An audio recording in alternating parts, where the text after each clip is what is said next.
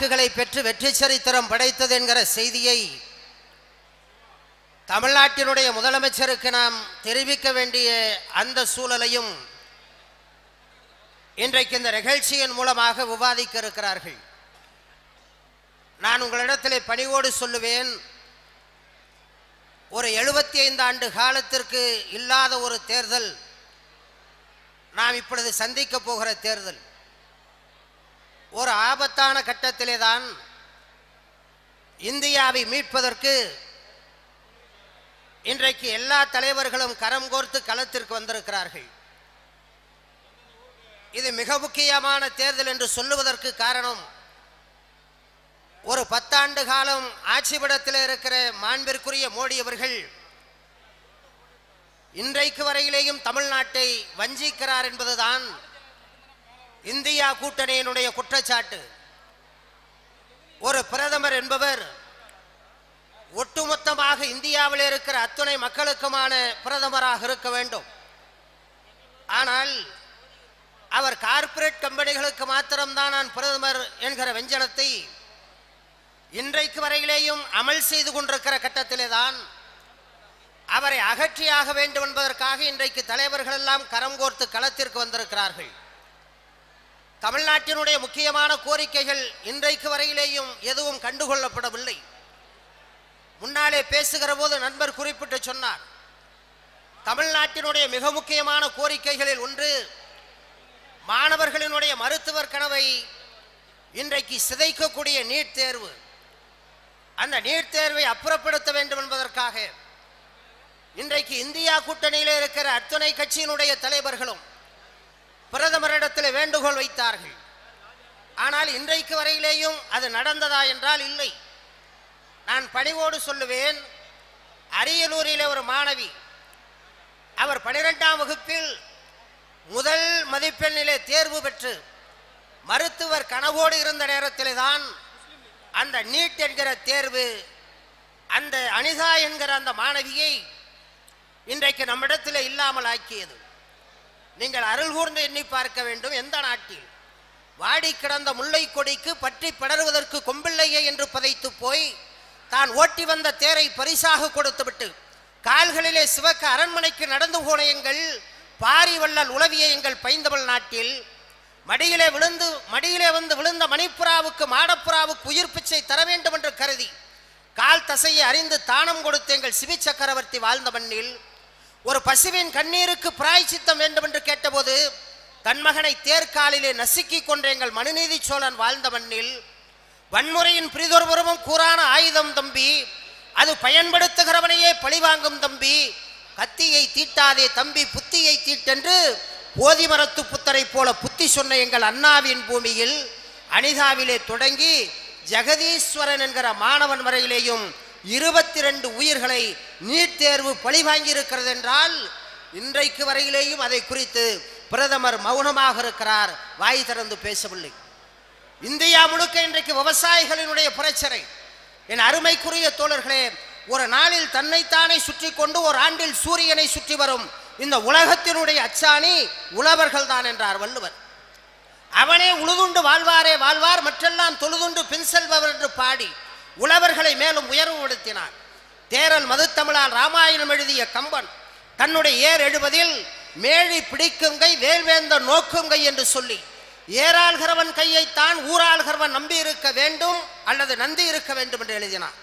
மரணத்திற்கு ஆளாக்கப்பட்ட எம்ஜிஆர் கூட தான் நடித்த விவசாயி என்கிற திரைப்படத்தில் கடவுள் எனும் முதலாளி, கண்டெடுத்த தொழிலாளி, விவசாயி என்கிற மருதகாசியின் பாட்டிற்கு உதட்டை மாத்திரம் அசைத்து உழவர்களை மேலும் உயர்வுபடுத்தினார். வரப்புயர்ந்தால் நீர் உயரும், நீர் உயர்ந்தால் நெல் உயரும், நெல் உயர்ந்தால் குடி உயரும், குடி உயர்ந்தால் கோல் உயரும் என்றால் எங்கள் அன்றை தமிழச்சி. என் அருமைக்குரிய தோழர்களே, வரப்புயர்ந்தால்தான் நீர் உயரும், நீர் உயர்ந்தால்தான் நெல் உயரும், நெல் உயர்ந்தால்தான் குடி உயரும் என்றாலே எங்கள் அவ்வை தமிழச்சி. அதை மனதிலே கொண்ட எங்கள் காவிய தலைவர் கலைஞர் தான் ஏழை விவசாயிகள் வாங்கிய கூட்டுறவு கடனை 7000 கோடி ரூபாயை தமிழ்நாட்டிலே ரத்து செய்து காட்டினார்.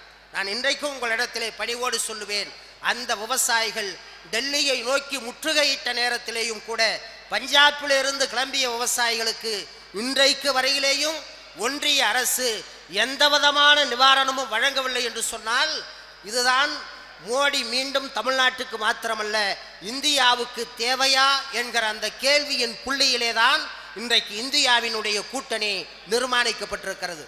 நான் இவ்வளவு பேர் கூடியிருக்கிறீர்கள். 19ஆம் தேதி வாக்குப்பதிவு நடக்க இருக்கிறது. நான் உங்களிடத்திலே பணிவோடு சொல்லுவேன், இந்தியா கூட்டணியில் இன்றைக்கு இடம்பெற்றிருக்கிற தலைவர்கள் ஒற்றை நோக்கத்தோடு இடம்பெற்றிருக்கிறார்கள். ஒரே நோக்கம்தான் நம்முடைய நோக்கம். இந்தியாவினுடைய அரசியல் வரலாற்றில் தமிழ்நாடு புறக்கணிக்கப்பட்டதைப் போல எந்த மாநிலமும் புறக்கணிக்கப்படவில்லை. நமக்கு எல்லா வகையிலேயும் ஒன்றிய அரசு தொடங்கி ஆளுநர் வரையிலேயும் நமக்கு அச்சுறுத்தலையும் அதே நேரத்திலே அவமதிப்புகளையும் உருவாக்கி காட்டுகிற நேரத்திலே தான் இந்த ஆட்சி அகற்றப்பட்டே ஆக வேண்டும் என்பதற்காக அந்த ஒற்றை புள்ளியில் இன்றைக்கு இந்தியா கூட்டணி கட்டமைக்கப்பட்டிருக்கிறது. என் அருமைக்குரிய தோழர்களே, இந்தியாவினுடைய அரசியல் வரலாற்றில் இப்படி ஒரு நாடாளுமன்ற தேர்தல் நடந்தது என்று சொல்லுவதற்கு காரணம் என்னவென்றால் இன்றைக்கு அந்த ஒன்றிய அரசாங்கம் நம்முடைய பண்பாட்டின் மீது இன்றைக்கு படையெடுத்திருக்கிறது. நரேந்திர மோடியினுடைய அரசாங்கம் நம்முடைய அன்னை தமிழ் மொழிக்கு கொல்லி வைப்பதற்கு இன்றைக்கு நாள் குறித்து கொண்டிருக்கக்கூடிய சூழல்.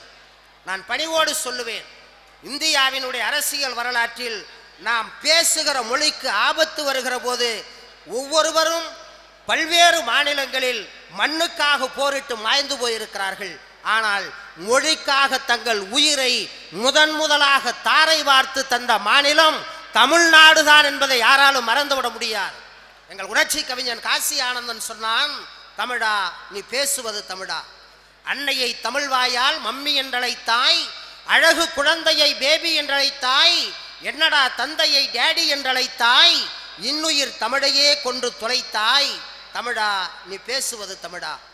உறவை லவ் என்றாய் உதவாத சேர்க்கை, ஒய்ஃப் என்றாய் மனைவியை பாருன்றன் போக்கை, இரவை நைட் என்றாய் விடியாது வாழ்க்கை, இனிப்பை ஸ்வீட் என்றாய் அறுத்தெறி நாக்கை, தமிழா நீ பேசுவது தமிழா. வண்டிக்காரன் கேட்டான் லெஃப்டா ரைட்டா, வழக்கறிஞன் கேட்டான் என்ன தம்பி ஃபைட்டா, துண்டுக்காரன் கேட்டான் கூட்டம் லேட்டா, தொலையாதா தமிழ் இப்படி கேட்டா, தமிழா நீ பேசுவது தமிழா. கொண்ட நண்பனை ஃப்ரெண்டு என்பதா, கோல தமிழ் மொழியை ஆங்கிலம் தின்பதா, கண்டவனையெல்லாம் சார் என்று சொல்வதா, கண்முன்னே தாய்மொழி சாவது நல்லதா, தமிழா நீ பேசுவது தமிழா. பாட்டன் கையிலே வாக்கிங் ஸ்டிக்கா, பாட்டி உதட்டிலே என்னடா லிப்டிக்கா, வீட்டிலே பெண்களின் தலையில் ரிப்பனா, வெள்ளைக்காரன்தான் உனக்கு அப்பனா என்று காசி ஆனந்தன் கேட்டான். நடந்ததோ இல்லையோ புராண கதையோ தெரியாது, உலகளாம் உணர்ந்து ஓதற்கரிய சிவபெருமானை பார்த்து நீ எழுதிய தமிழ் பாடலில் குற்றம் என்று சொல்லி ஆண்டவனாக இருந்தாலும் தமிழை பேசுகிற போதோ எழுதுகிற போதோ பிழை செய்வானே, ஆனால் அந்த ஆண்டவனையே கேள்வி கேட்ட எங்கள் நக்கீரன் பேசிய தமிழை செம்மொழி அங்கீகாரத்திற்கு கொண்டு போன இயக்கம் திராவிட முன்னேற்ற கழகம் என்று சொன்னால் இன்றைக்கு அதை சிதைக்கிற காரியத்தில் ஒன்றிய அரசு ஈடுபட்டிருக்கிற சூழலிலே தான் இன்றைக்கு இந்தியா கூட்டணி கட்டமைக்கப்பட்டிருக்கிறது. நான் பணிவோடு சொல்லுவேன், ஏப்ரல் திங்கள் 19ஆம் தேதி தேர்தல் முடிந்ததற்கு பிறகு ஒரு ஒன்றிய அரசாங்கம் அல்லது ஒன்றிய அரசாங்கத்திற்கு நாங்கள் போக வேண்டும் என்று விரும்புகிறவர்கள் தேர்தல் அறிக்கையை வெளியிடுவது உண்டு. இன்றைக்கு பிஜேபியும் கூட தேர்தல் அறிக்கை வெளியிட்டிருக்கிறார்கள். காங்கிரஸ் பேர் இயக்கம் தேர்தல் அறிக்கையை வெளியிடப் போகிறது.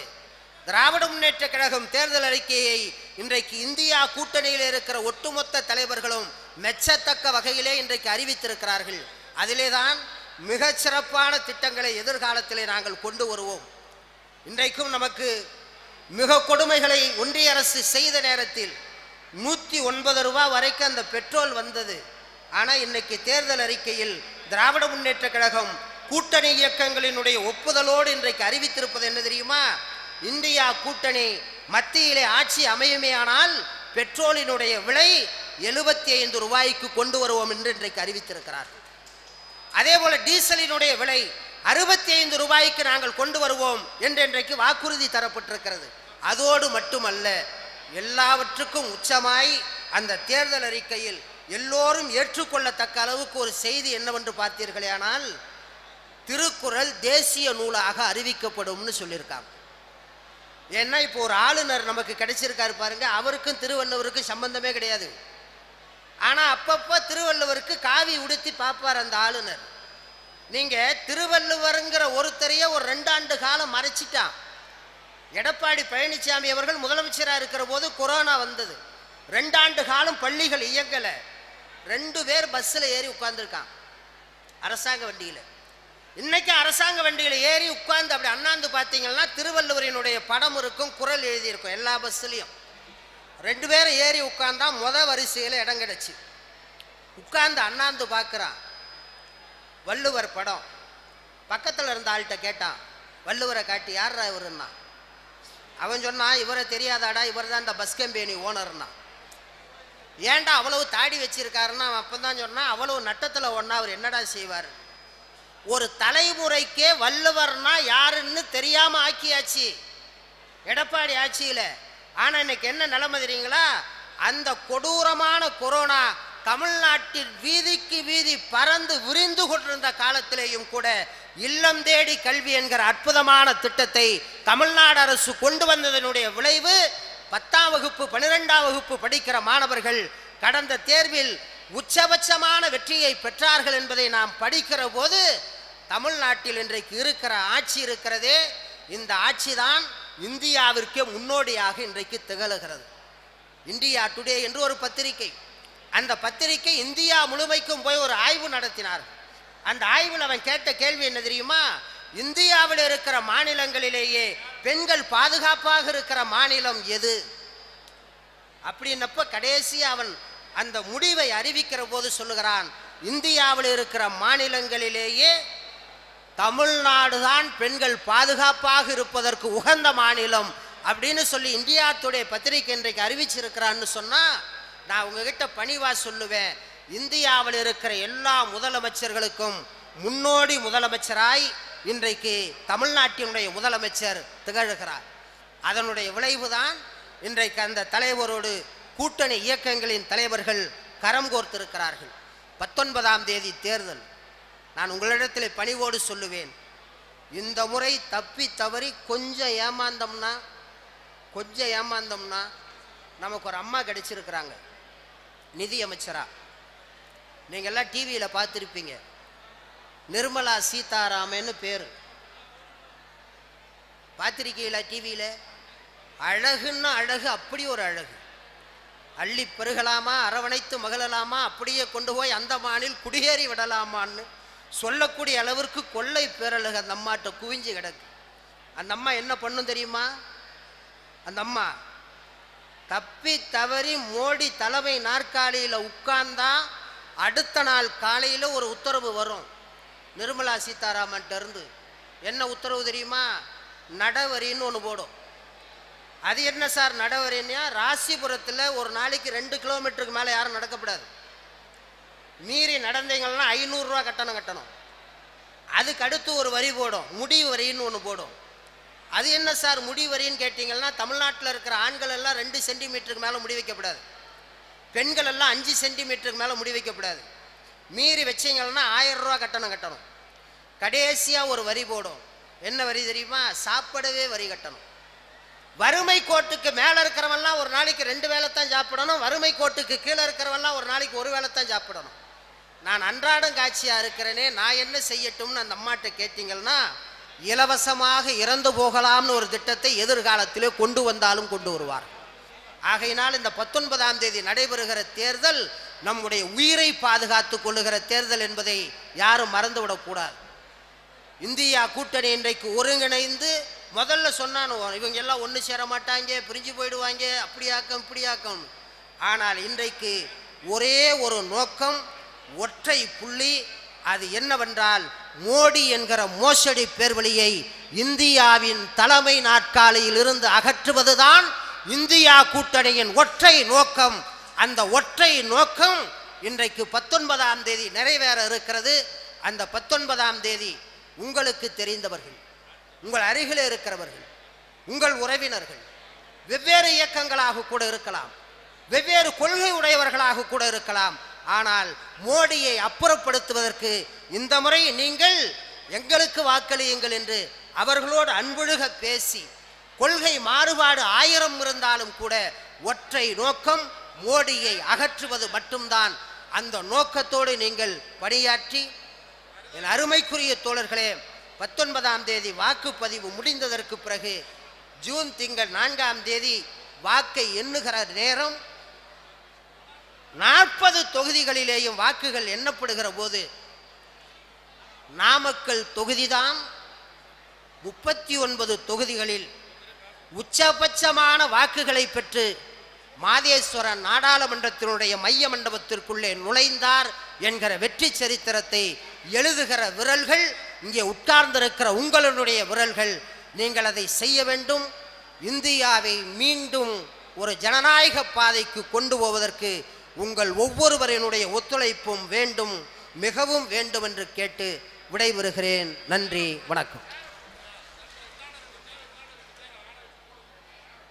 எம்ஜிஆர் கழகத்தினுடைய மாவட்ட செயலாளர் வெள்ளையன் உரையாற்றுவார்.